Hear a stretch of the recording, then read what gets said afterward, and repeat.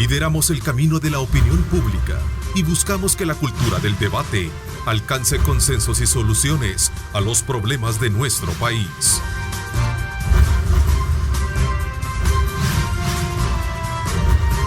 Diálogo con Ernesto López, edición especial.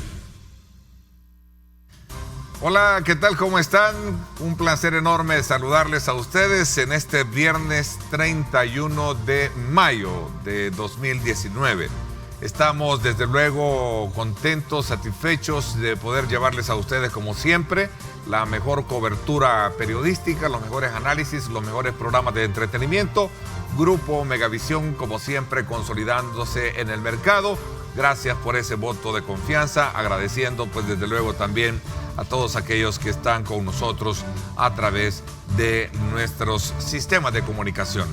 Esta mañana saludo cordialmente a nuestros buenos amigos. Carlos, bienvenido Carlos Arau. Muy buenos días a todos. Julio Valdivieso también se te saluda. Buenos días, Ernesto. También te saludo, Walter, a ti, gracias por acompañarnos. Buenos días, Ernesto, un gusto saludar. Doctor Salgado también, bienvenido. Muchas gracias, Señor les bendiga. Bueno, esta mañana y a las puertas de la culminación del segundo gobierno del FMLN y la asunción de un nuevo gobierno, ¿verdad? Queremos valorar los aspectos y quizás los aciertos y los desaciertos que se han generado a lo largo de estos años. Especialmente cuando se trata de hacer una evaluación de la administración que tuvo el FMLN como partido. Fueron 2 administraciones. Además, queremos sumar al debate si existe o no jurisprudencia para este tema que en la Asamblea Legislativa se está generando, para que la Asamblea Legislativa, por cierto, acate o no la petición emitida por la Corte Interamericana de Derechos Humanos para detener la creación de una ley de reconciliación nacional. Así es que vamos a tener una evaluación de lo que viene como el nuevo gobierno, de lo que deja, el que sale y por supuesto también este tema legislativo. Desde ya pues 3 preguntas claves estarán presentes en el análisis. ¿Cómo debe ser recordada la segunda administración del gobierno que tuvo el FMLN para los salvadoreños? Esa es la primera. ¿Cómo debe ser recordada esta segunda administración? La segunda pregunta. ¿Debe la Asamblea Legislativa acatar la orden emanada por la Corte Interamericana de Derechos Humanos? Y la tercera pregunta, ¿por qué una ley de reconciliación causa tanta conmoción social o ha causado tanta conmoción social y política en nuestro país? Así es que desde ya pues les invito a ustedes a que participen. Nuestros sistemas de comunicación están abiertos para que ustedes participen de este nuevo programa en la que queremos dar los aportes pertinentes para que usted pueda construir su propia lectura de lo que está, desde luego, de los temas que estamos abordando. Julio, ¿cuál es tu lectura? Bienvenido. Bueno, buenos días. Estamos a las puertas de un nuevo gobierno, viene y sale, ¿no? Yo creo que hablar de una evaluación al final de un periodo, es lógico, no puedes decir que no se hizo nada bueno. Todo en este momento es costo, pero independientemente de la opinión que podamos dar nosotros, o por lo menos externar la propia, hubo una ya, y creo que fue la del 3 de febrero. Esa percepción, que es lo que los gobiernos tratan, fue alimentada por varias cosas. Uno, la población no percibió que en 10 años de gobierno de izquierda los problemas a lo sumo tuvieran la luz de que iban por el rumbo correcto.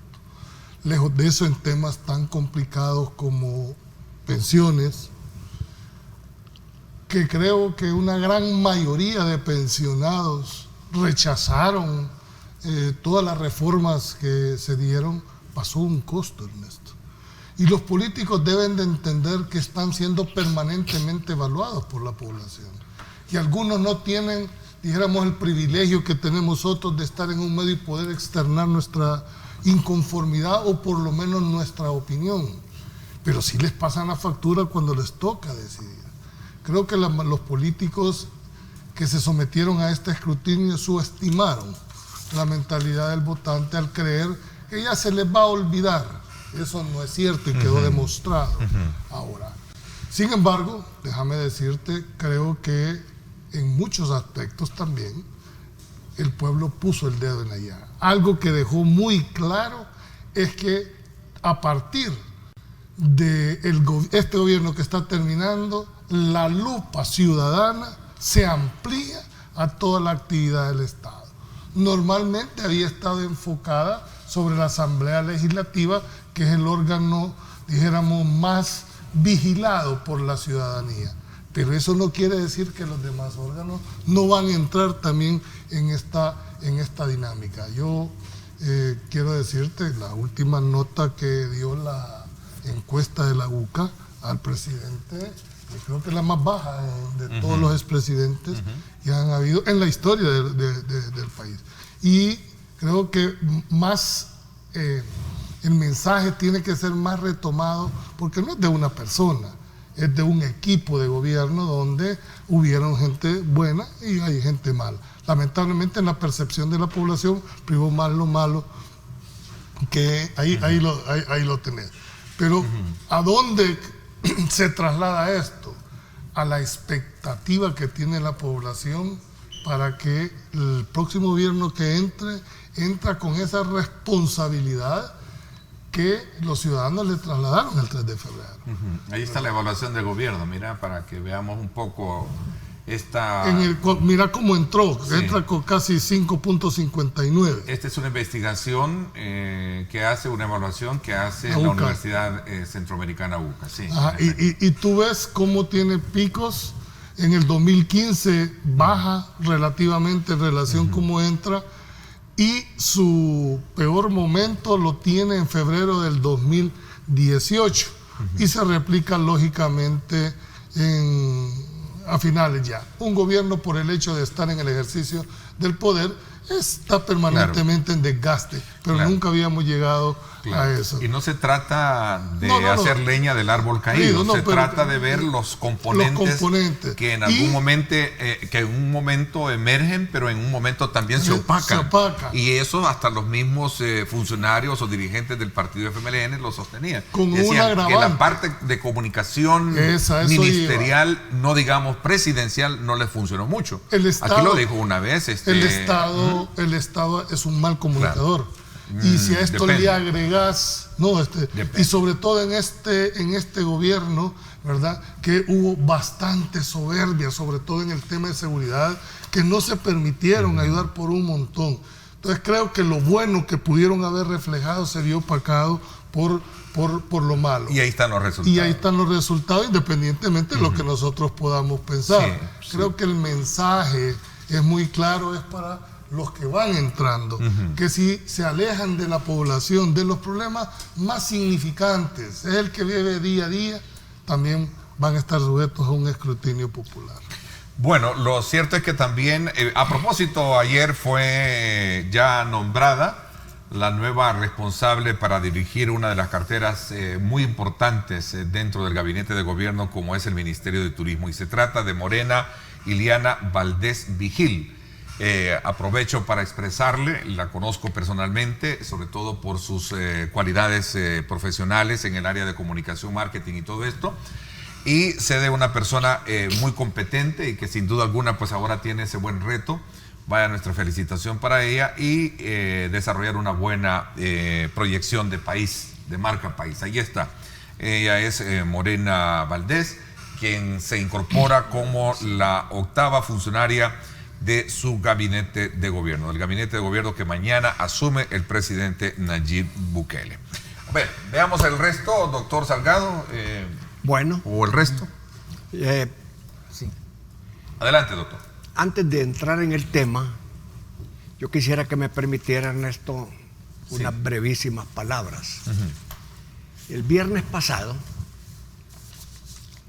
yo me referí al presidente electo, Nayib Bukele, y en una de las intervenciones yo dije que era un populista vulgar. Esto parece que ocasionó algún resquemor, enojo en el equipo de gobierno del presidente Bukele y en el mismo presidente. Y creo que tienen razón. Creo que mis palabras fueron duras y sin dejar de renunciar. Yo no renuncio al derecho de la sana crítica, ni tampoco al derecho que tengo de elogiar razonablemente los buenos actos de gobierno. Haciendo pues esa salvedad, yo quiero por este medio pedir disculpas públicas al señor presidente electo Nayib Bukele en lo personal y a la institución de la presidencia de la República, porque el señor Nayib Bukele ya no está en campaña, hoy es el presidente de la República, pero también merece respeto la institución de la presidencia de la República. Bueno. Vayan para el señor Nayib Bukele mis disculpas públicas. Ok, gracias. Qué bueno. Y como digo, sin renunciar a la sana crítica, ¿sí? Y sin renunciar también al elogio razonable y merecido que pueda caber en algunas ocasiones. Claro. Bueno, le agradezco sus palabras. En relación con el primer tema, yo, ¿qué puedo decir? Hemos venido hablando del gobierno del FMLN desde hace 10 años. Y creo yo que el gobierno actual, que sale hoy, que se despide hoy a medianoche, el gobierno actual careció de liderazgo.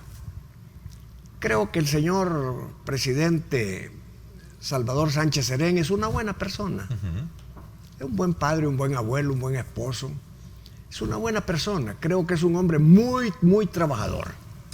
Y creo que conformó un gabinete donde algunos le funcionaron y otros no le funcionaron. Y como dije alguna vez, el problema del presidente es la lealtad y la fidelidad que le tuvo a la gente que él nombró. Hay gente que no la sustituyó. Hubo sustituciones en 2 o 3 casos, pero porque era evidente que andaban muy mal. Pero el presidente en su gobierno ha tenido cosas muy buenas. Y como en alguna ocasión lo dije,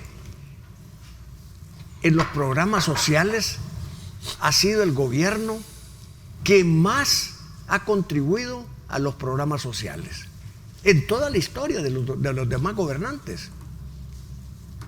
Y hay programas también específicos como Ciudad Mujer, como el programa de los jóvenes, que ayer, por cierto, los vi en la televisión pidiéndole que prosiga ese programa.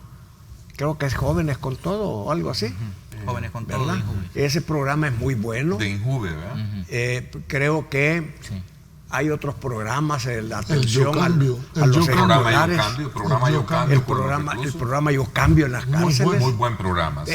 Hay buenos programas, pero hay un gran problema que Julio ya lo dijo. No hubo buena comunicación para publicitar esos programas. Y la buena comunicación la debió haber enarbolado el presidente de la República. Pero el presidente de la República pasó escondido todos los 5 años y le dio el bastón de mando al vicepresidente de la República, que dada su personalidad es un hombre que no solamente se agarró del bastón de mando, sino que quería jalar también a la presidencia de la República. Y hubo un momento en que quiso ser candidato a la presidencia y no se pudo. Entonces esos son los problemas por los cuales la población percibió que el presidente de la República tendría una nota tan baja que a mí me da pena ajena, porque no lo merece. Pero dado que ahora ya no le sirve para nada esta crítica, ya no le sirve para nada, presidente, pero se lo dijimos hace 5 años. En cierto momento yo también debí haberle pedido disculpas, porque una vez le dije presidente aguado, porque no actuaba. Y sin embargo hay que reconocer una cosa, señor moderador y amigos panelistas, que nunca Nunca este gobierno censuró a la prensa y nunca quiso tomar represalias contra aquellos que lo criticábamos. Y eso es enaltecedor. Claro. ¿Por qué? Porque eso refleja madurez. Lo refleja don Rafael Castellanos, por cierto, este día o ayer en el eso artículo refleja que madurez. le escriba. Sí. Incluso Mauricio Funes, con su personalidad, nunca anduvo censurando las opiniones que otros vertíamos. Y hemos sido duros en este programa con ellos, tanto con Mauricio Funes como con el presidente, profesor Sánchez Serén. Y entonces, vaya para el presidente de la República, parabienes. Espero que él se vaya a atender a su familia. Ya estamos viejos. El presidente casi tiene mi edad. Creo que yo soy un poquito mayor que él. ¿Fueron compañeros en la Asamblea Legislativa, ¿verdad? Como diputados? No. Ya no estaba él. No, yo fui compañero con Óscar Ortiz, ¿verdad? Pero termino diciendo que también la corrupción influyó mucho en que se tuviera esta calificación tan baja. La corrupción lamentablemente vino a afectar a todo el FMLN y lo va a seguir afectando, porque si vienen las CICIGs, algunos van a tener problemas, pero es necesario. Señor presidente, lo despido con un fuerte abrazo a usted, a su gobierno. Hubo muy buenos ministros, excelentes ministros, pero hubo muy malos ministros. Que el Señor los bendiga. Gracias. Vamos a ver. ¿Cuál es tu lectura que segrega algunos elementos valorativos o a lo mejor distantes de lo que han dicho tus antecesores? Bueno, yo creo que hay que hacer un balance bien objetivo de esta situación, porque es peligroso cargar los dados hacia un lado, hacia otro, ver solo las cosas positivas tampoco es bueno, ni solo recargar lo negativo tampoco es correcto. Yo creo que un balance objetivo te permitirá tener una visión un poco más clara, y pienso que cada persona, cada ciudadano puede hacer su propio balance personal desde su propia realidad. Es decir, para algunos, los que recibieron bolsones, los que recibieron el vaso de leche, los que recibieron zapatos, los que recibieron computadora, tienen una lectura muy diferente a los que no recibieron, digamos, nada directamente, por ejemplo, ¿no? Entonces, yo creo que sí hay que hacer una lectura. Yo hablaría primero de 3 puntos, digamos, que desde mi punto de vista son una especie como de, que quedaría como de legado, digamos, un legado que se va a recordar y que es innegable. ¿Vea? Comienzo con educación. Alfabetización.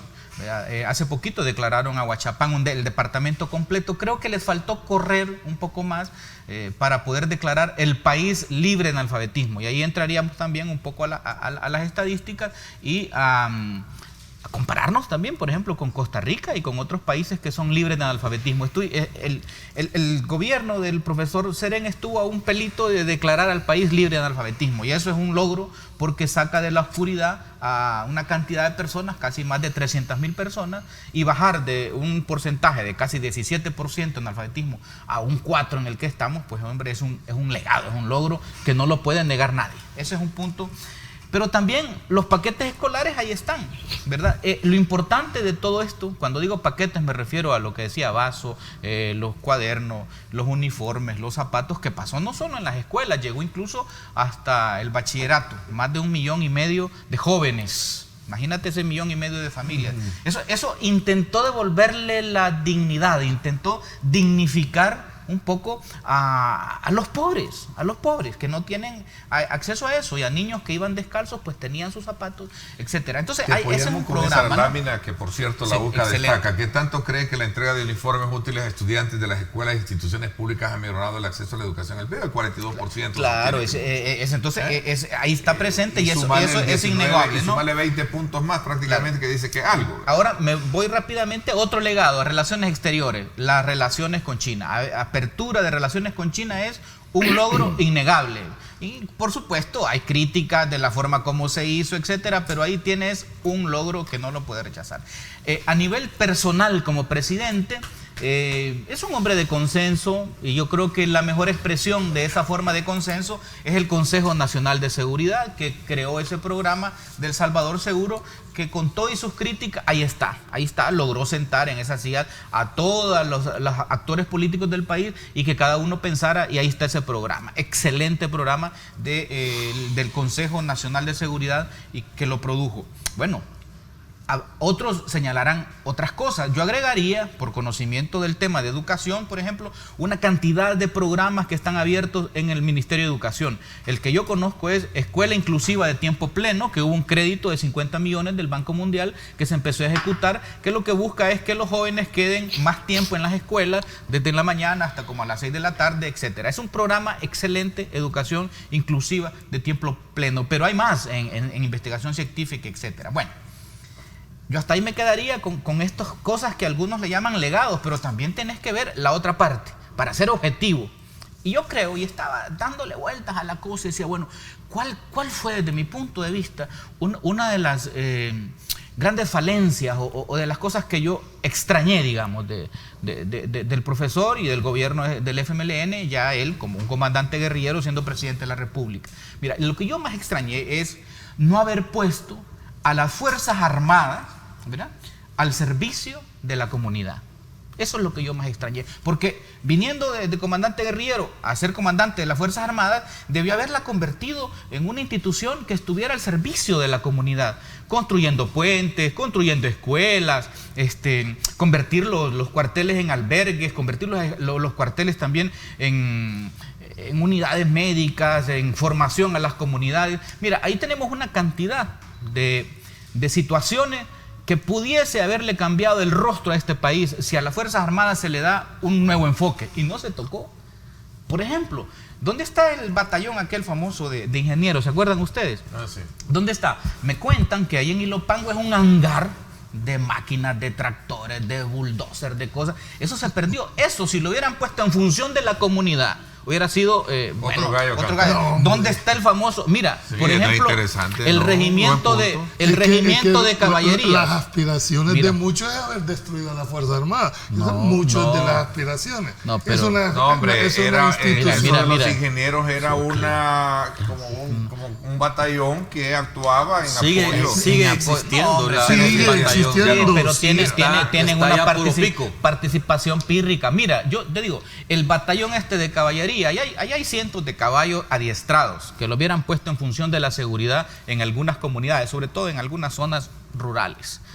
Entonces, lo que quiero decir es que un desacierto en el área de seguridad es haber eliminado la policía rural, porque eso muchos lo criticaron. Haber convertido a las Fuerzas Armadas con toda esa estructura en una institución de servicio a la comunidad. Eso es lo que estoy queriendo decir. Ese fue un error, porque lo tenía. Claro. Y tener en el Ministerio de Defensa esa cantidad de personas con una disciplina, las 24 horas al día disponibles, ese fue un desacierto catastrófico, porque se pudo haber hecho muchas cosas. Mira, solo haber adoptado, por ejemplo, iniciativas al estilo Vietnam.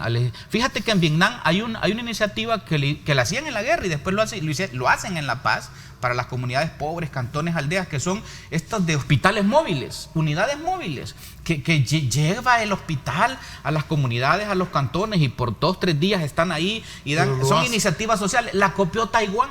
Fíjate, Vietnam es un país socialista, Taiwán es un país capitalista. En Taiwán lo están haciendo, brigadas móviles, pero permanentes. Eso, adoptar iniciativas de éxito social, iniciativas que fueran como más de un resultado efectivo. Pues eso por un lado, pero además también yo diría que hay situaciones que yo no las comprendo. Por ejemplo, no haber puesto el Estado en función de los más pobres. Eso es una cosa que yo extraño. Sin embargo, la pobreza bajó sus índices. Sí, claro. Pero mira, el Banco de Fomento Agropecuario, ese banco, entrar sucio ahí no te atendían. ¿Y quién es el que entra sucio? Bueno, el campesino que está trabajando, la gente para quien es ese banco. Ese banco es uno más de la banca ahora. Es un banco más comercial, a los descalzos, a los que andan en andenes, no los atendían. Ese banco, mira ahora cuánto han gastado en un logo, más de $200,000 en un logo 3 días antes de que... Eso es una vergüenza, hombre, nacional. Entonces, haber no haber puesto esa institucionalidad del Estado para los más desfavorecidos es un escándalo, creo yo, desde mi punto de vista. Entonces, bueno, mire, yo solo cierro, solo cierro con esto, decirle, pero el mayor error fue no haber hecho la revolución moral. La revolución moral, haber permitido que la corrupción anidara ahí, ¿verdad? Ese es el punto central, porque un partido de izquierda tiene dentro de su ética fundamental la moralidad, y habían casos tan claros de corrupción denunciados que tenía que haber quitado a esas personas, y entonces haberlo hecho rápido. Entonces lo que hizo fue como protegerlos a los que eran señalados de corrupción. Lo que tenía que haber hecho, creo yo, era, si alguien lo señalaban con algún indicio válido, pues no es que cualquiera llegara, pero un indicio válido, decir, mira, te vamos a separar de tu cargo temporalmente mientras resuelves tu asunto, anda a la fiscalía, preséntate y que te hagan un juicio, etcétera, y si sales absuelto te devolvemos el puesto, y si no, pues paga la justicia. Nunca se hizo, y se cargó con ese lastre de la corrupción, que la derecha, que Nayib y Nuevas Ideas lo utilizaron efectivamente. Ok. Ahora, yo le quiero aclarar una cosa a Walter. La Fuerza Armada siempre ha tenido programas sociales, programas de la comunidad, siempre. Desde hace 70 años que llegó el coronel Óscar Osorio al poder, llegó justamente con esa visión. Él venía con una visión de México, y aquí las Fuerzas Armadas, desde el gobierno del coronel Osorio, sirvió a la comunidad toda la vida. Y ese comando de ingenieros, ha servido siempre a la comunidad. No, la fuerza aérea, los helicópteros han servido a la comunidad. A eso iba yo, si puedo explicar. En algo creo compartir lo que quiere decir Walter, en el sentido de que parece que perdió inactividad. Esa actividad la perdió y se volvió un poco inactivo. El del comando ingeniero antes era mucho más activo. Espérame, ¿quién aparece en los desastres naturales? No, pero no es como ¿Quién comando. aparece cuando al país le suceden cosas extraordinarias? Mira, te voy a dar un ejemplo. El soldado. Y el tema no debería de ser ideológico el enfoque. El país tiene estructurada la Fuerza Armada como el garante de la soberanía y la integridad del territorio. Por supuesto. Es más, yo creo que el nuevo presidente tiene una oportunidad de revisar la constitucionalidad del rol de la Fuerza Armada, que ha venido en una forma inconstitucional en cuanto al tema de seguridad. Tiene la oportunidad, porque la Fuerza Armada para el rol de seguridad está limitada a la temporalidad, está limitada a un territorio específico y a un informe a la Asamblea Legislativa.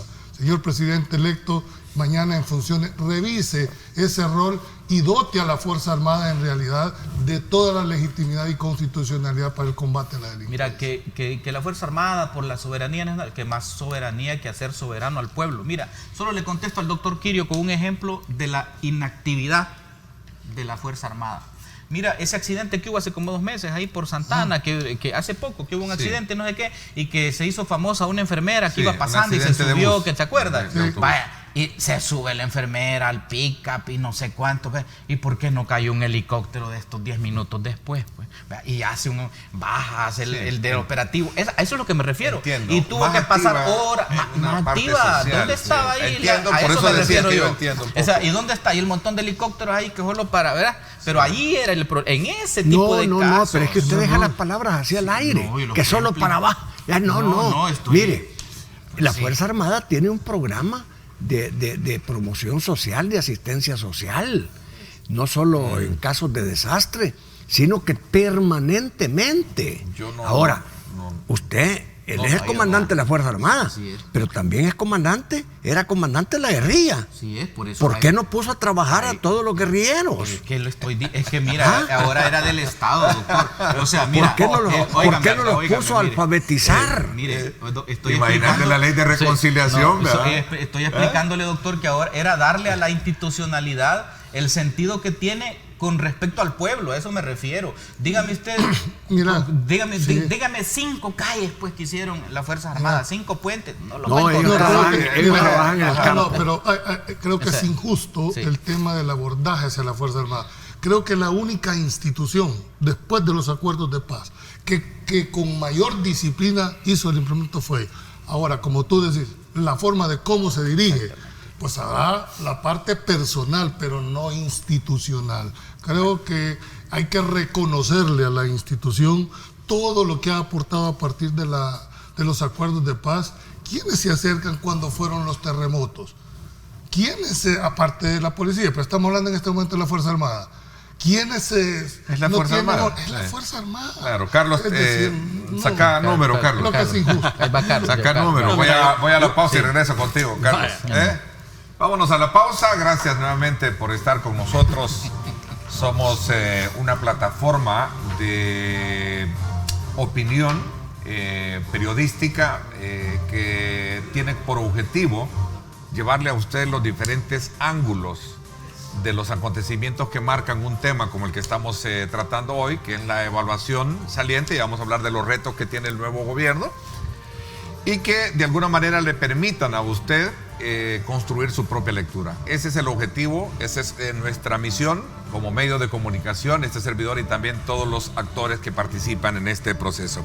Voy a aprovechar e invitarlos a que me acompañen mañana también a sintonizar en directo con Ernesto López Radio. Ahí estará un análisis legislativo, del tema legislativo, los retos legislativos y el nuevo gobierno. Ese va a ser el tema. Estarán Milena Mayorga, diputada del Partido Arena, y Osiris Luna, diputado del Partido Gana. Esto será mañana a las 7 de la mañana. Sintonice a Astrid Ábalos, que estará precisamente con ellos, mientras este servidor también está cumpliendo la tarea de la transmisión especial que vamos a tener en Megavisión desde la Plaza Barrios. Así es que ahí estará Astrid Ábalos con ellos, hablando sobre los retos legislativos y el nuevo gobierno.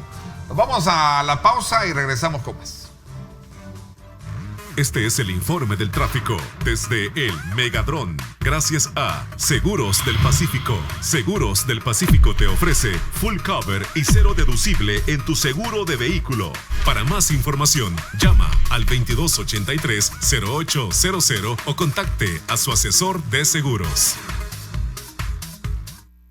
Bueno, vámonos entonces hasta el centro de la capital. Miren qué preciosa imagen la que tenemos en este momento en vivo.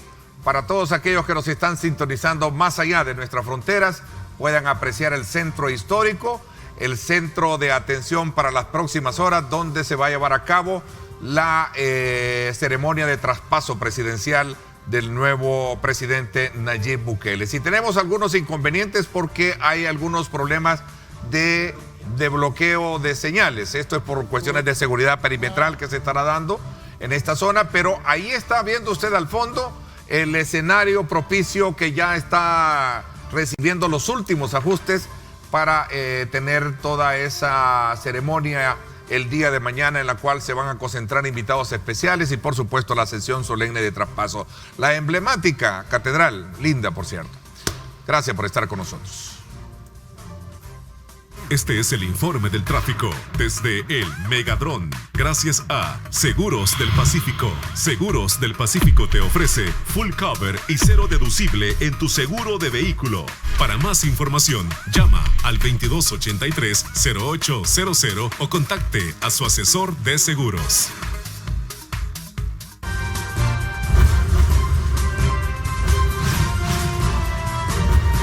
Diálogo con Ernesto López, edición especial.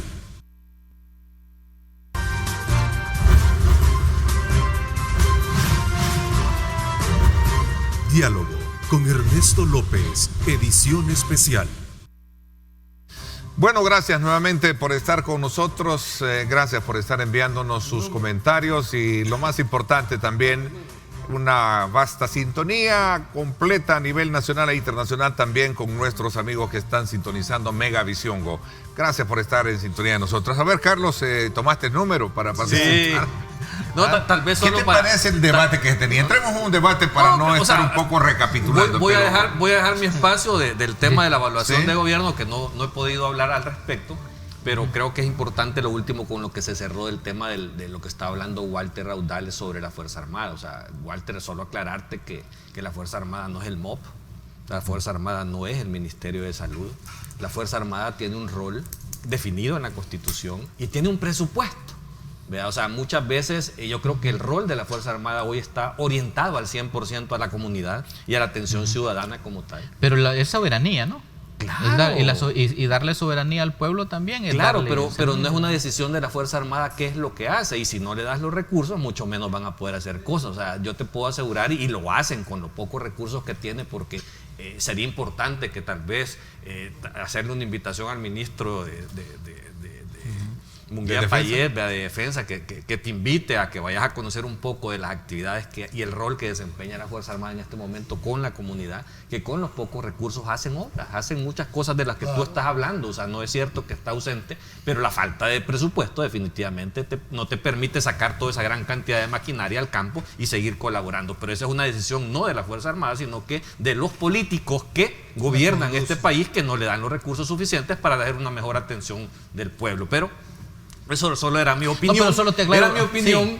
O sea, pero solo te aclaro una cosa. Pero solo te aclaro una cosa. Hace un par de años me invitó Munguía Payet al Estado Mayor. Fui y estuvimos ahí con varios periodistas más. Habían como 6 periodistas más y nos explicó todo. Lo que te quiero decir es que yo extraño, por ejemplo, yo recuerdo que venían brigadas del ejército norteamericano y iban a las comunidades ahí por Chalate y hacían escuelitas y todo eso, y algunos puentes, y traían toda su infraestructura. Claro. A eso me refiero. Es decir, que tenía que haberla, el comandante general de la Fuerza Armada, el guerrillero, por cierto, el presidente, tenía que haber puesto, ahora que él era comandante de la Fuerza Armada, en función del pueblo. A eso me refiero. Sí, pero eso es un problema del presidente, claro, no de la institución. Eso lo dije yo, lo dije cuando lo evalué. Eso lo dije. Ahí solo para también, así como he logrado apoyar un poco, ser consecuente con tu planteamiento, te quiero aclarar que sí, en efecto, han habido tareas con el ejército estadounidense recientemente en el sector acá de La Paz.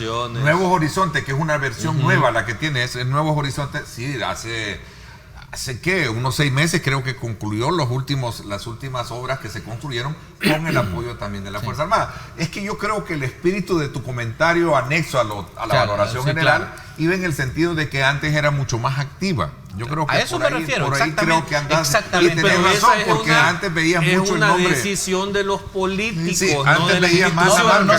No sé por qué saltaron cuando mencioné Fuerza Armada. No, porque, y como que se achisparon todo, tranquilo. Es como un ataque a la institución. Sí, pero es que los ataques son de carácter ideológico. Y es entendible.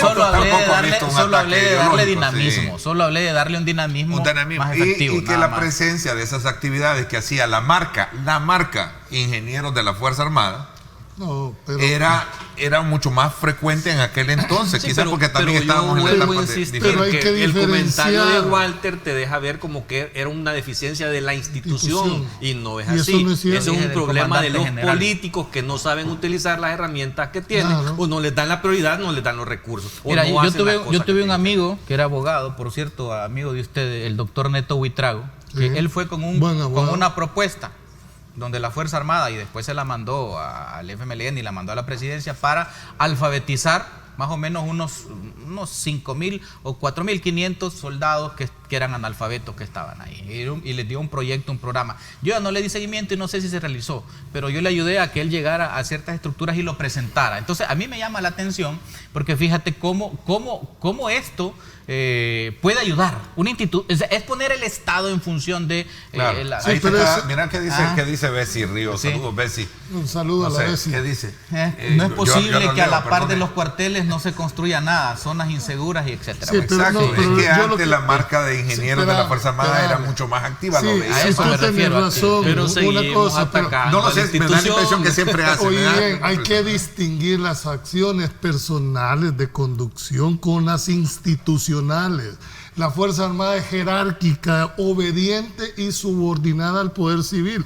¿A quién le toca decir el rol que debe de tener, aparte de lo que establece la Constitución, a quien la conduce? Al comandante. Le están dando la razón a él. Entonces, eso está diciendo de que el presidente debió haber ocupado mejor eso. Exactamente. Pero no a la institución. Es decir, la institución la institución no tiene ingenieros, que ahí tiene toda... Que la debió haberse- maquinaria tirada. El presidente debió Sí, haber sacado. bueno, Eso es lo que pero le está ese- diciendo. Sí, pero el pero- señalamiento Ok. es al conductor, no a la institución, Ah, que es lo que Walter vaya, dejó entonces- entrever. ya lo Entonces era- aclararon. Esa es la Ese es el aclaración. punto. O sea, Sí, no. Va, pero y Poner- entonces, pero... darle buen uso a lo que tienen, Pero, hombre. Ahí claro. tienen, vaya, caballería. ¿Cuántos caballos hay? Más de claro, 200. pero Están no es una adiestrados. ¿Y qué hacen ese montón decisión de de la animales ahí? institución, esa es Caballo, una mala claro. decisión de quien administra la institución, que es el presidente Es de la lo que yo dije, República. es lo que Punto. dije, Ajá. es lo que dije yo. O sea, Pero bueno, Entonces también La decirle a la Fuerza Armada... defensa que estás viendo es por eso, Vale. porque estás señalando, tal vez equivocadamente, se está entendiendo como un ataque a la institucionalidad de la Fuerza Armada, Claro. cuando el problema es quién conduce la Fuerza Armada. Además, si no, también, ¿no te acuerdas que había un batallón de sanidad militar? Sí. Entonces también le van a achacar a la Fuerza Armada todo el tema de la salud. a reactivar todo eso. No, No, decir al que- contrario, no es Denle de reactivar. recursos, denle Pero recursos. coincidimos Denle en eso, recursos y Ernesto, en que hay que Bueno, darle pero yo dinamismo quiero, a esa. yo quiero, yo Dale, quiero dale, ocupar tu mi número, número. dale, perdón, Sí, dale, quiero disculpa, ocupar dale. mi número. Volviendo ¿Cuál? al tema de la evaluación del gobierno y el legado que pudo haber dejado estos gobiernos de izquierda, yo creo que por ahí se ha estado diciendo mucho que este es el peor gobierno de la historia del país. Yo creería más bien que es un tema de semántica este asunto, porque puede hacer que sea el gobierno peor evaluado por la población en la historia del país, porque también no hay que dejar de reconocer que, como Walter lo ha descrito, se han hecho cosas. O sea, hay una gran cantidad de acciones, hay índices que demuestran que el país de alguna manera ha ido mejorando o caminando en algunas cosas, pero eso no es suficiente. O sea, de cara a la población que demanda solución a sus expectativas cuando te endosa el poder político, creo que para la población no fue suficiente las acciones, y la falta de capacidad de gestión del gabinete de gobierno y la presidencia misma es la que no permitió integrar las soluciones para darle respuesta a los ciudadanos. Los ciudadanos, ¿qué quieren? Los ciudadanos quieren levantarse todos los días para poder movilizarse seguramente, con seguridad suficiente, hacia trabajos, que ojalá que hayan suficientes trabajos y que pueda tener un ingreso digno para poder vivir diariamente. Yo creo que eso es lo básico que el ciudadano necesita, y esas son las expectativas que al final un gobierno debe de solucionarles a estas personas. Eso no ha sido en su conjunto y en la integralidad, no ha sido satisfecho por este gobierno, a pesar de muchas acciones que se han hecho aisladas. Por decirte, en el tema de salud, cuando hablan, hemos duplicado los establecimientos de salud, sí, pero no hay medicina, no hay suficientes médicos, y al final la atención de salud es deficiente. Pero ¿verdad? Carlos, al final hubo algo. La percepción de la población no fue esa. No, correcto, y por eso fue que perdieron las elecciones. En un país democrático sucede esas cosas. Entonces, ¿qué es lo que voy yo con esto? Que estas deficiencias generales que la población ve en el gobierno saliente son realmente las expectativas que debe llenarle el gobierno entrante. ¿Y cuáles son esos temas básicos y los temas sobre los que prioritariamente debe de enfocarse, que no pudo satisfacer el gobierno anterior? Primero es la seguridad. Segundo es un tema de empleo. En este país se generan, en el quinquenio, se generaron 50,000 empleos.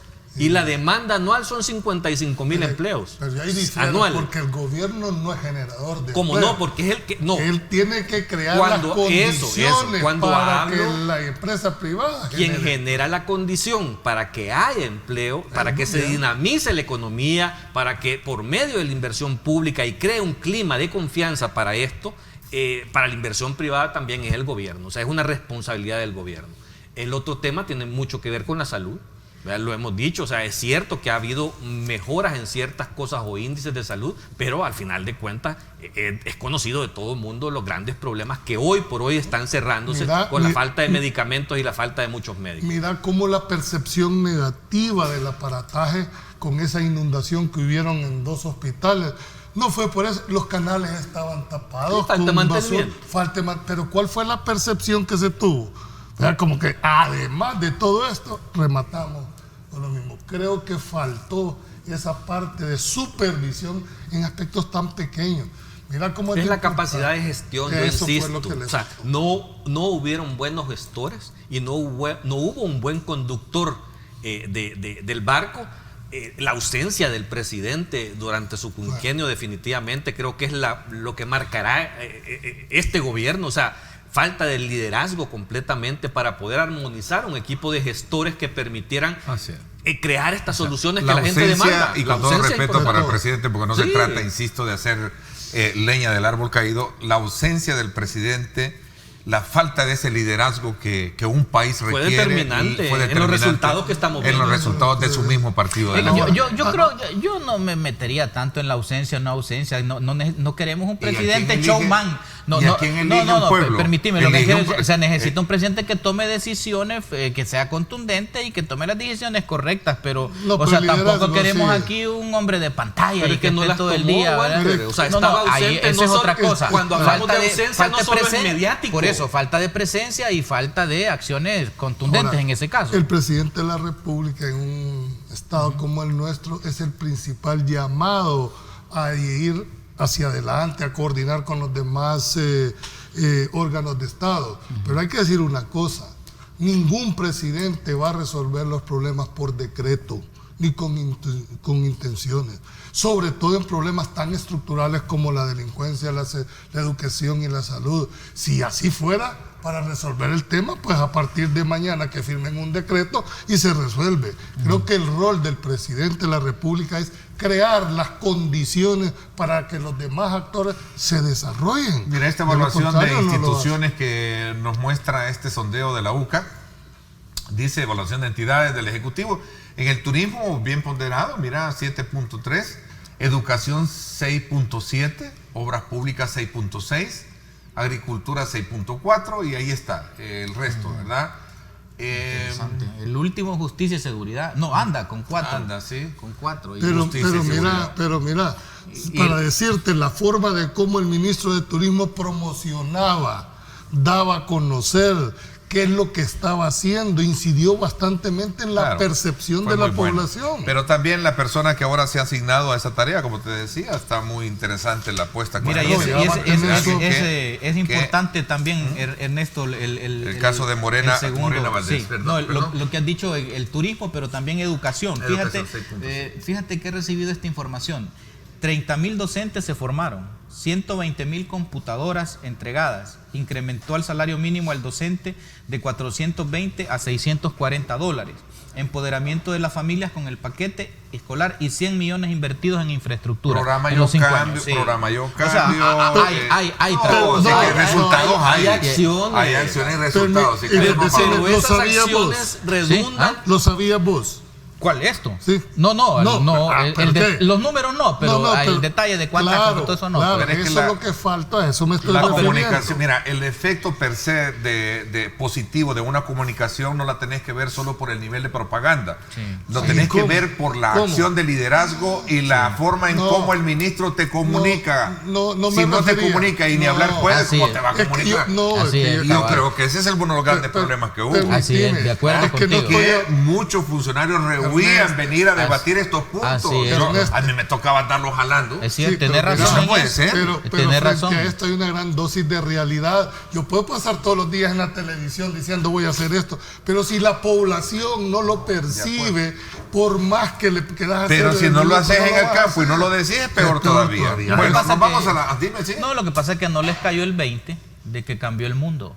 Y que ahora, si tú no comunicas, es como que no hicieras nada. Entonces, tienes que entender que el tema es la prioridad apremiante de las soluciones que la gente quiere. O sea, que hay mejoras en el tema de educación, sí, en los gobiernos del FMLN. Todo este tema de los paquetes escolares ha sido importante. El programa Yo Cambio para muchos. Han sido súper importantes. El programa Yo Cambio es de seguridad pública. Sí, pero es la necesidad apremiante que el ciudadano quiere que le solucionen. No, en el tema de seguridad, el tema de empleo y el tema de ingresos son las cosas que tenés que resolver primero. Vamos a apoyarnos en el siguiente segmento, ahora con la encuesta o algún sondeo que plantea la prensa gráfica. Los retos. El reto para la nueva administración Bukele, seguridad, empleo, educación. Voy a ver si se lo puedo mostrar acá para que lo vean. Y salud son las prioridades que según la población que es coincidente, debe tener. Estos datos de la prensa son coincidentes con la encuesta de la UCA. Exactamente los mismos casos. Ahí está. la inseguridad es el principal reto que deberá asumir de acuerdo a lo que la población demanda de la nueva administración que mañana estará tomando posición en Plaza Barrio. Así es que, desde luego, vamos a analizar este punto de cuáles son los retos para el quinquenio, para lo que viene. Vamos a la pausa. Regresamos. No, en eso.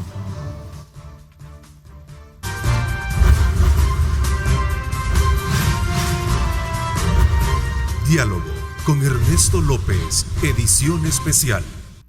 Estás viendo Diálogo con Ernesto López, edición especial.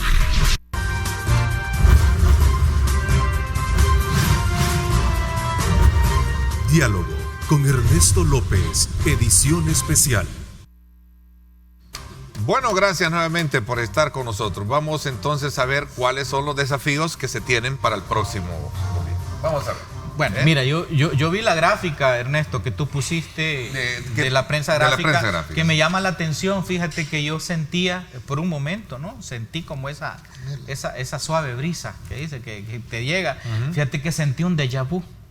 Un déjà vu es recordar cosas que ya has vivido. Y recordé el déjà vu de cuando ya iba a entrar Francisco Flores, fíjate. Los mismos temas.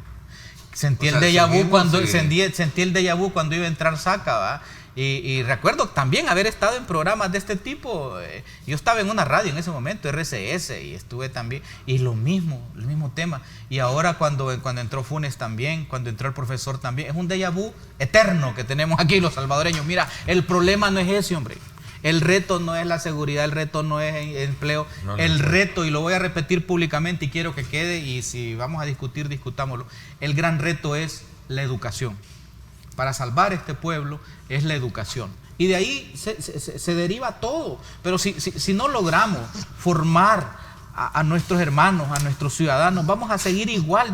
Vas a montar el gran operativo, mano súper dura, y va a ir lo mismo. Eduquemos. La inseguridad es el reto, según la investigación de la prensa gráfica. Vamos a ponérselo ahí. Es lo que dice la gente. Es lo que la gente quiere que resuelva el problema. Pero es lo que la gente vive para todos los resolver días, educación, para resolver no inseguridad y empleo, educación. No son excluyentes. Subámosle el presupuesto a educación. Costa Rica estaba casi al 8% de su presupuesto. Y aquí tenemos el 2.9, casi ni el 3% de presupuesto de educación. Pero mire, Walter, los niños y los jóvenes necesitan seguridad para ir a sus escuelas. Claro. Que no los vayan a raptar, que no los vayan a secuestrar, que no los vayan a reclutar. Eso necesitan seguridad. Si no hay seguridad, no hay educación, no hay economía, no hay trabajo, no hay nada. Si no hay educación, no hay seguridad. Es un círculo vicioso, no es un círculo. Pero garanticémosle a los niños que van a recibir tranquilamente su educación. Mira, tema clave en esto. Primero, que un problema estructural como es la seguridad no pretenden resolverlo en 5 años. Eso no es cierto. La gente que está pensando que a partir de mañana se acabaron los robos, ya no van a haber más asesinatos, eso no va a ser así, de esa manera. La realidad termina imponiéndose. ¿Qué es lo que se debe plantear?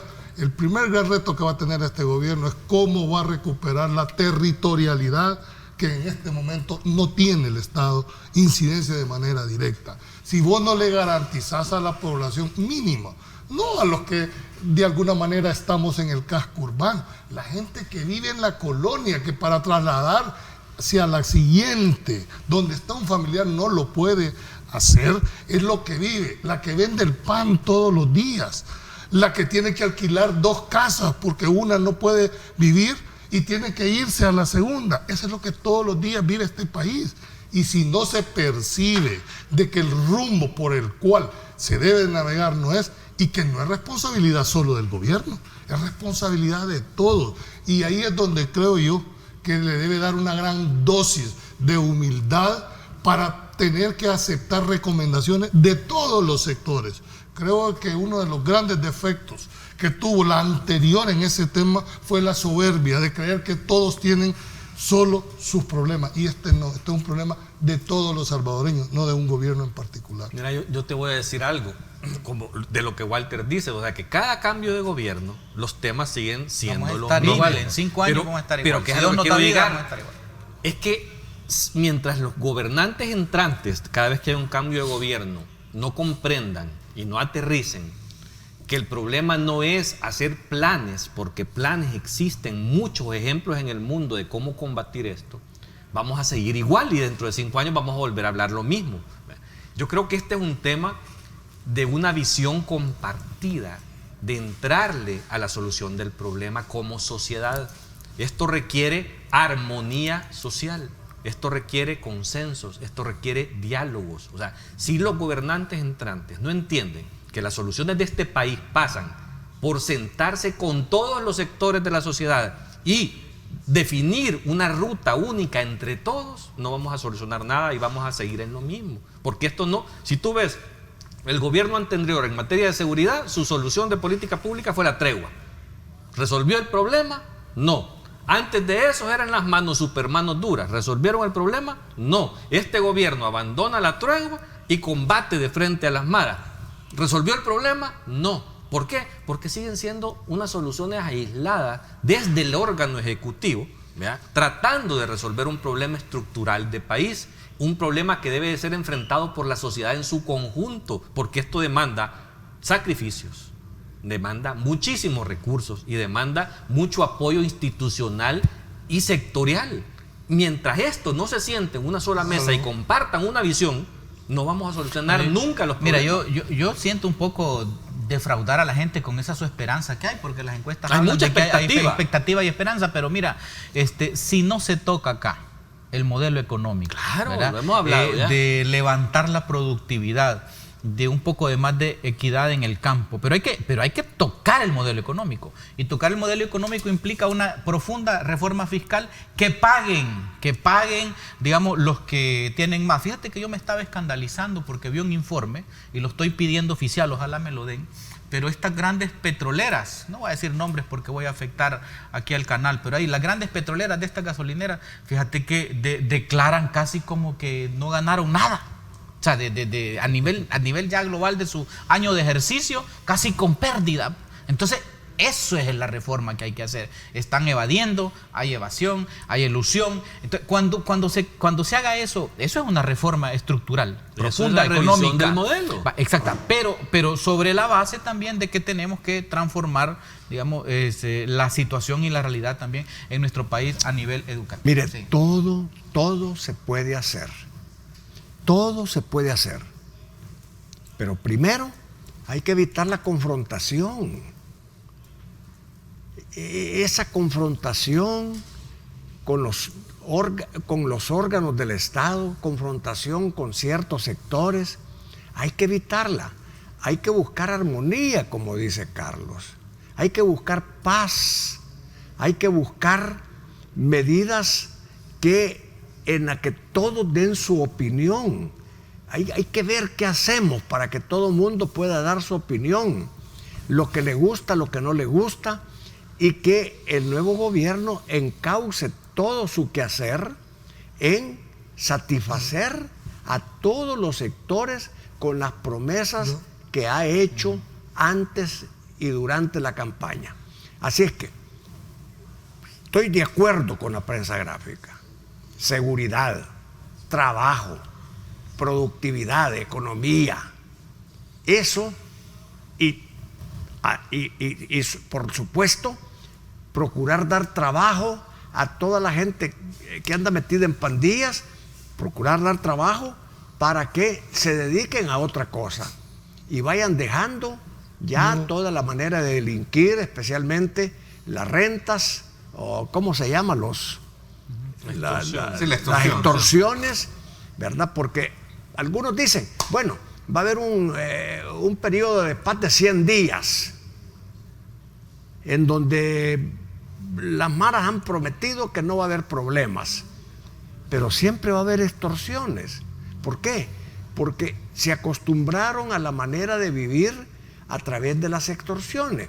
Entonces procuremos llevar trabajo, fuentes de trabajo a estos lugares donde hay mara, para que ellos sepan que se pueden ganar el dinero honradamente. Y hay que educarlos, hay que seguir la educación, porque de lo contrario no vamos a poder salir del problema. Si aquí no hay paz social, no va a haber productividad, no va a haber empleo. empleo. Que detiene el crecimiento pero te voy a decir una cosa. Yo entiendo de que es cierto, como un mecanismo hay que escuchar a todos, pero tratar de satisfacer a todos los sectores es imposible por los intereses que hay. Pero hay algo que se está demandando a gritos. Este país necesita ordenamiento.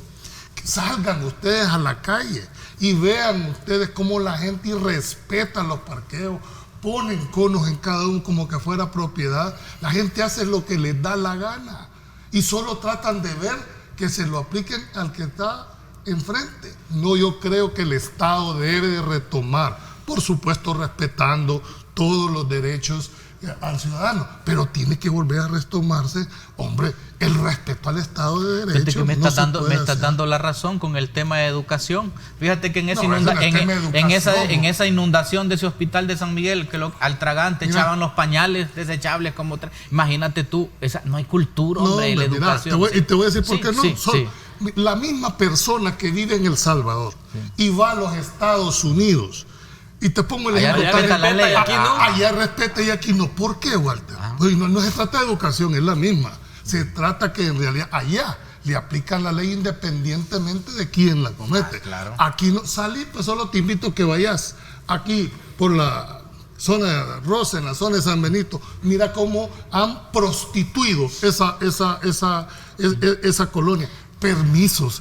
Bueno, operaciones. Pero ponéselo a los grandes, Julio. También allá sí pagan impuestos, los taxes, aquí no los pagan, aquí vean cómo los evaden. Mira, fíjate que cuando entró el presidente Saca, el primer programa, yo le dije, presidente Saca, instruya a su viceministro de Transportes y de Obras Públicas de Fovial a que pongan señalización. Muy bueno.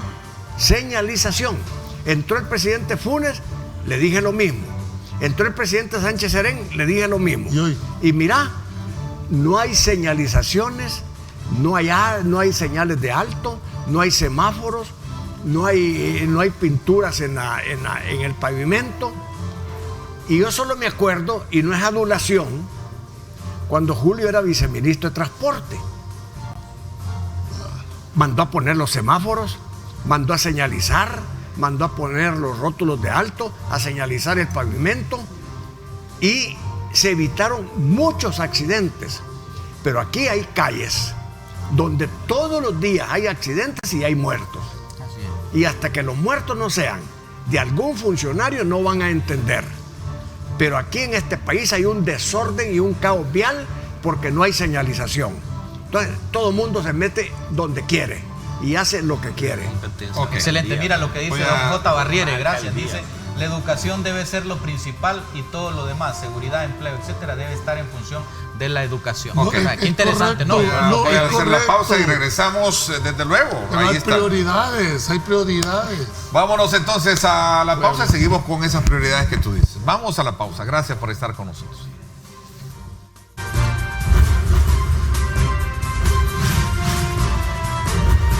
Diálogo con Ernesto López, edición especial.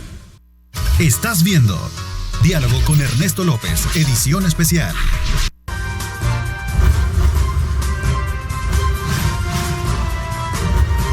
Diálogo con Ernesto López, edición especial. Bueno, vamos a aprovechar a hablar también de otro tema que tiene mucha sensibilidad social y despierta también mucha acción social.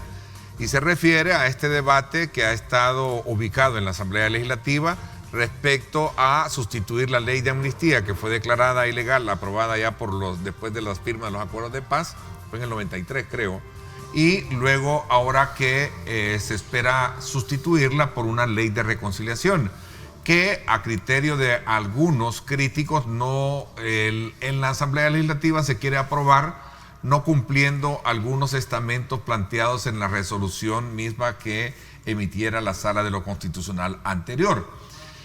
¿De qué ley estamos hablando? Ahora viene la Corte Interamericana de Derechos Humanos y le ordena, ¿verdad? Y le ordena al Estado salvadoreño, a la Asamblea Legislativa, que no apruebe esa ley como está. ¿Existe jurisdicción o no existe jurisdicción? ahí está el debate más allá de lo que realmente está en el fondo. ¿Debe de cumplirla la Asamblea Legislativa? Ayer me decía el doctor Norman Quijano, presidente del Congreso, que a su criterio se está extralimitando, ¿verdad? A ver, ¿qué piensan ustedes? Bueno, mira, primero quiero decirte de que la jurisprudencia es precisamente eso, o sea, el nivel de interpretación de las leyes. Y yo recuerdo de mi gran amigo que fue magistrado de la Sala de lo Constitucional, y le mando un saludo al doctor Mario Antonio Solano, ¿verdad? Combativo. Al doctor Mario Solano. Recuerdo un día que tuvimos una plática porque teníamos un enorme debate con él, y él me dice, mire Walter, la jurisprudencia no está esculpida en piedra, me dijo, así me dijo, y todas las resoluciones llevan un componente político. O sea, yo recuerdo esa frase. Y entonces, fíjate que en este caso, yo te voy a decir que la Corte Interamericana de Derechos Humanos ha tenido un rol importante en la defensa de los derechos humanos, ¿verdad? En los distintos países donde ha dado sus opiniones pero son convenios internacionales también que no están por encima de la legislación nacional.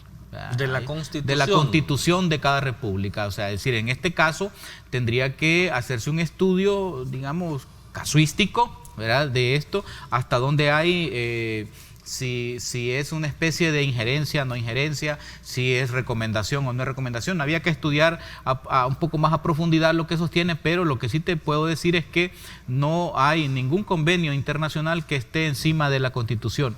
Y luego hay jurisprudencia que no está esculpido en piedra, o sea, la jurisprudencia puede ser también reformada, puede ser transformada. Ahora también, la Corte Interamericana ha sido expulsada de algunos lugares por precisamente extralimitarse en eso y tener algún tipo de comportamiento.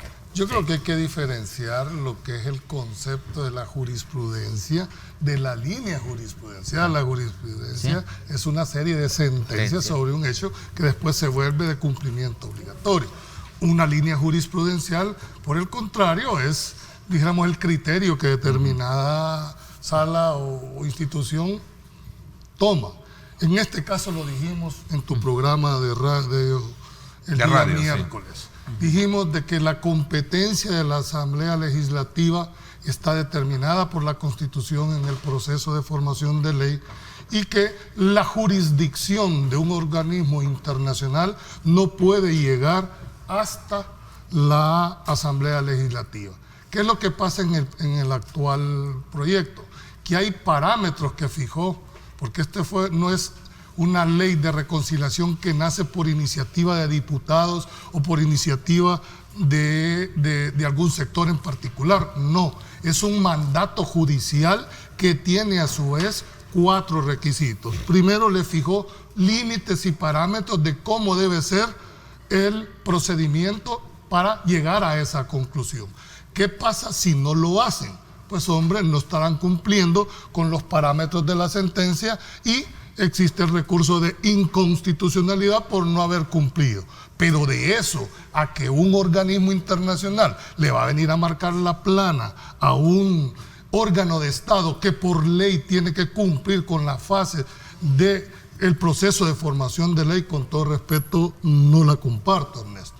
¿Por qué? Porque el proceso de formación de ley está estipulado en la Constitución. Podrán haber convenios, podrán haber tratados, y cuando hay un conflicto entre el tratado y la ley secundaria, prevalece el tratado. Correcto. Pero en este caso, cuando hay conflicto entre la ley y la Constitución y el tratado. Entre el tratado y la Constitución prevalece la Constitución. No, pero fíjate que me llama la atención que ni siquiera está aprobada la ley y tiraron el recomendable, digamos, la Corte. Lo que pasa es que me imagino yo que están tratando como de una medida cautelar para que le digan, miren, suspende el procedimiento mientras no escuche a fulano, sutano y mengano y llegue a esto. Con todo respeto, creo que eso está fuera del ámbito. La Asamblea Legislativa tiene toda la facultad para hacer el proceso de legislación. Ahora, si el resultado de ese proceso no se adecúa a los parámetros que le estableció la sentencia, pues va a haber la sanción de un proceso. Y hasta en ese momento puede intervenir la Corte Interamericana de Derechos Humanos para emitir una resolución sobre un instrumento que ha sido aprobado. Antes no. Yo creo que hay que ser un poquito hay que irse un poquitito para atrás. Yo recuerdo, y lo recuerdo muy bien porque yo escribía en las páginas del Diario de Hoy por 5 años, 2 días a la semana, y dediqué mucho tiempo a analizar los acuerdos de paz. La Comisión de la Verdad, Comisión ad hoc y todas esas cosas. Cuando se firmaron los acuerdos de paz, antes de firmarse, tomaron las dos partes, guerrilla y gobierno, tomaron un acuerdo que era irreductible, que para garantía de la parte de los insurgentes y de la Fuerza Armada se debía de aprobar una ley de amnistía. Y tenían razón. En Colombia, claro, ya se hizo más moderna la cosa, pero si alguien firmaba y después, al salir de la firma y al salir de Chapultepec, cuando venía en El Salvador lo metían preso, pues no era nada, pues hubiera seguido la guerra. Entonces se dio la primera ley de amnistía y estuvieron todos tranquilos, militares y guerrilleros. Después la criticaron y se dio primero una ley de reconciliación, una ley de amnistía y después otra ley de amnistía. Cuando la Sala de lo Constitucional anterior determinó que la ley de amnistía, me imagino que las dos o la última, no estaban hechas de acuerdo a la Constitución, las derogó. Así las derogó, habiendo ya aquellas tenido efectos plenos para la amnistía. Y determinó las 3 o 4 cosas que ahora se están discutiendo. Pero esas 3 o 4 cosas nacen de una resolución de 4 magistrados de la Sala de lo Constitucional que derogó una ley de amnistía que ya había causado pleno derecho y que había sido ya pasada por la historia en autoridad de cosa juzgada. Y que cualquier modificación tenía que hacerse de la fecha de la modificación para adelante. Con los parámetros que ya se conocen. Bien. Ok, un poco rápido en el tiempo porque se nos está... Yo creo que hubo un error de parte de la Sala. Hubiera mantenido la ley de amnistía y le hubiera agregado lo que en aquella ley de amnistía no estaba, que era la verdad, que era la satisfacción de las víctimas y que era la no repetición de los mismos hechos. Y eso le ordenó a la Asamblea Legislativa que fuera plasmada en esa nueva ley. En la nueva ley de reconciliación. Y hay sectores críticos a estos que no le encuentran. Perdón porque quiero correr en el tiempo, doctor. Sí, pero hoy vamos a la resolución del Consejo de Interamericano de Derechos Humanos. Miren, aquí hay 3 cuerpos de leyes. Constitución de la República, que está en el tope, las leyes secundarias y los acuerdos internacionales en medio. Los acuerdos internacionales están encima de la ley, pero no encima de la Constitución. Esto ya fue explicado. Entonces, no creo que tenga competencia la Corte Interamericana de Derechos Humanos para venir a ordenarle a la Asamblea Legislativa que suspenda el trámite que por ley le corresponde a la Asamblea Legislativa. Así es que esto ya es por demás que estemos hablando de esto, porque ya no se va a aprobar en el tiempo que se iba a aprobar. Definitivamente. Vámonos entonces a la pausa. Sí. Regresamos con las conclusiones del caso. Vamos a la pausa.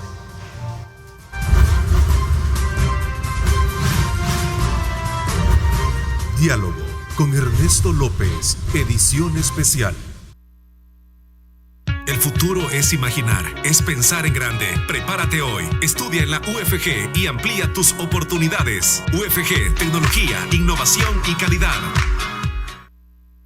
Bueno, gracias nuevamente. A ver, Carlos, y quizás un poco, ya no en retrospectiva, ya se dijo todo. El punto aquí es que ha dicho el doctor Norman Quijano, bueno, y esta es una información del New York Times también, que publica así de esa manera El Salvador, la izquierda y la derecha se unen para pedir amnistía por los crímenes de guerra, ¿verdad? Una titularidad en la cual hace ver que en el tiempo pasado fueron enemigos a muerte, asesinos y asesinados. Ahora pues prácticamente son puntos ya de querer hacerlo a través de un borrón y cuenta nueva. Ese es un tema que todavía ni siquiera está finiquitado. O sea, esto se puede hablar cuando ya la ley el instrumento esté aprobado. Ahí vamos a poder decir si este tipo de cosas son ciertas o no son ciertas. Hasta este momento han sido solo especulaciones las que se han generado y algunas manipulaciones mediáticas del tema para explotarlas políticamente. Aquí este tema de la aprobación de la ley de reconciliación nacional, hay que separarlo en dos cosas. O sea, porque uno tema es el discusión del proceso de formación de ley como tal que se está haciendo, que yo comparto de que debe de darse el tiempo y escuchar a muchos sectores todavía para que haya una ley consensuada socialmente. Creo que eso es importante y fundamental. Y otra cosa es lo que para mí sí es una injerencia de parte de la presidencia de la Comisión. Voy a hacer una corrección. Ahí dice el nombre del doctor Fabio Castillo, presidente de la Asamblea Legislativa, y es el doctor Norman Quijano. Cuando la hicieron, cuando la pusieron. Un error ahí involuntario. A ver. Sí. Claro, lo que decía, o sea, creo que para mí sí hay una injerencia por parte de la presidencia de la Comisión Interamericana de Derechos Humanos al emitir una disposición queriendo de alguna manera ordenarle a la Asamblea Legislativa no legislar y no cumplir sus funciones constitucionales. O sea, yo creo que hay que separar el fondo de la discusión con esta resolución emitida por el presidente de la Comisión Interamericana. Perdón, dale. Yo solo dejar muy claro por el titular que tú acabas de poner ahí en el New York Times. Ese es el fondo. Aquí venimos a analizar la parte formal en cuanto al proceso de formación de ley. Esa facultad que tiene la Asamblea Legislativa ni puede ser ampliada ni restringida porque es mandato constitucional. A eso nos estamos refiriendo, a que la competencia es de la Asamblea y no de un organismo internacional. Ya habrá tiempo de discutir si ese proceso de formación responde a los parámetros o no que le fijó. Una pregunta. Dice, sí. me gustaría opinión referente a la retroactividad, tomando en cuenta que el Estatuto de Roma no entraría y solo nos quedan los acuerdos de Ginebra, que prohíben pero no penalicen. Es que ahí en ese punto, en ese punto. Más, si te vas a la parte constitucional, la ley no puede tener jamás efecto retroactivo, salvo en materia penal o de orden público.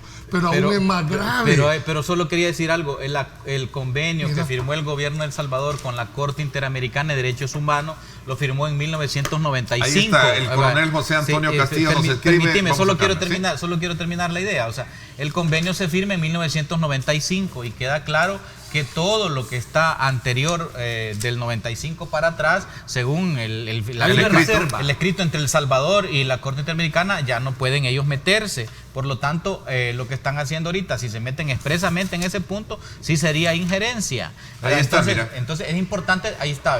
Gracias al coronel José Antonio Castillo. Nos dice, el Estado salvadoreño ratificó el 6 de junio, lo que tú estás diciendo, en el 95, la adhesión a la Corte Interamericana con la reserva de no admitir hechos anteriores a la fecha de reserva. Por lo tanto, no tiene competencia sino injerencia en un Estado soberano. Exactamente lo que yo te estaba diciendo, ¿no? Ok. El tiempo se nos fue. Gracias, Megavisión. Mañana desde muy temprano, 7 de la mañana, estaremos dándoles a ustedes una antesala de cobertura periodística desde la Plaza Barrio, donde vamos a estar desde luego llevándoles a ustedes los pormenores previo a la sesión plenaria de toma de posesión a eso de las 9 de la mañana. Así es que manténgase pendiente, a dar cátedra de cobertura periodística. Gracias por lo del término de cátedra. Así Julio. Es, vamos lo mejor de lo mejor, todo un equipo de prensa, camarógrafos, editores, coordinadores, periodistas, comentaristas que también vamos a tener ahí. Así es que vamos a estar ahí muy temprano también dándoles a ustedes los pormenores. Gracias a los 4 acá presentes. Por supuesto, seguimos dándoles el aporte pertinente para desarrollar su propia lectura de los temas de país. Pásenla bien y como siempre recuerden lo más importante, amar a Dios sobre todas las cosas. Así sea. Lideramos el camino de la opinión pública y buscamos que la cultura del debate alcance consensos y soluciones a los problemas de nuestro país.